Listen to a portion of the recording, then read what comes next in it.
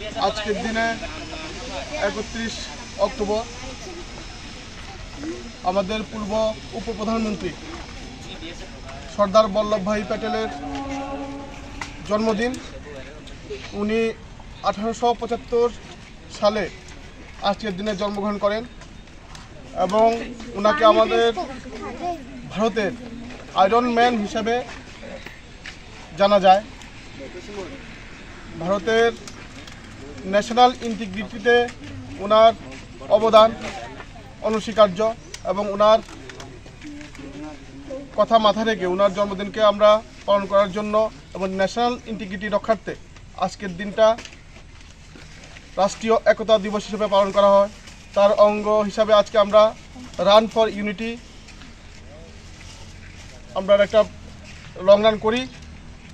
এলাকার স্কুলের স্টুডেন্ট, ক্লাবের স্টুডেন্ট, আদার যে কোনো ডিপার্টমেন্ট সবাই মিলে আমরা অংশগ্রহণ করি।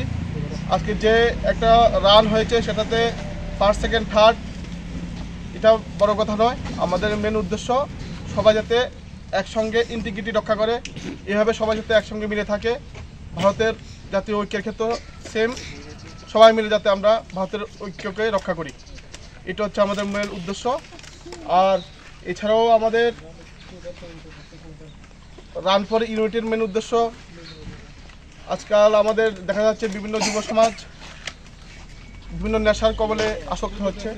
তা আমরা স্কুল স্টুডেন্ট, আদার যে ইয়ং জেনারেশন আছে ওদেরকেও আমরা জানান দিতে চাই যে আপনারা নেশার কবল থেকে নিজেকে মুক্ত রাখুন, নিজেকে স্পোর্টসের মাধ্যমে নিজেকে আবদ্ধ করুন।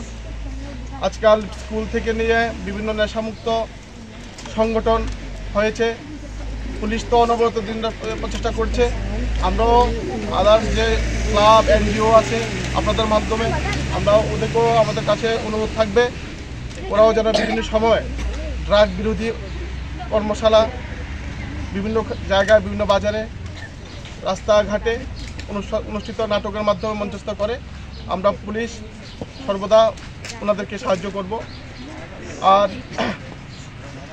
এই বিষয়ে এখন আপনাদের সামনে ড্রাগ বিরোধী যে অভিযান ওর অঙ্গ হিসেবে কিছু বক্তব্য আমাদের পেশ করবেন আমাদের থানার second officer inspector LT Darlong.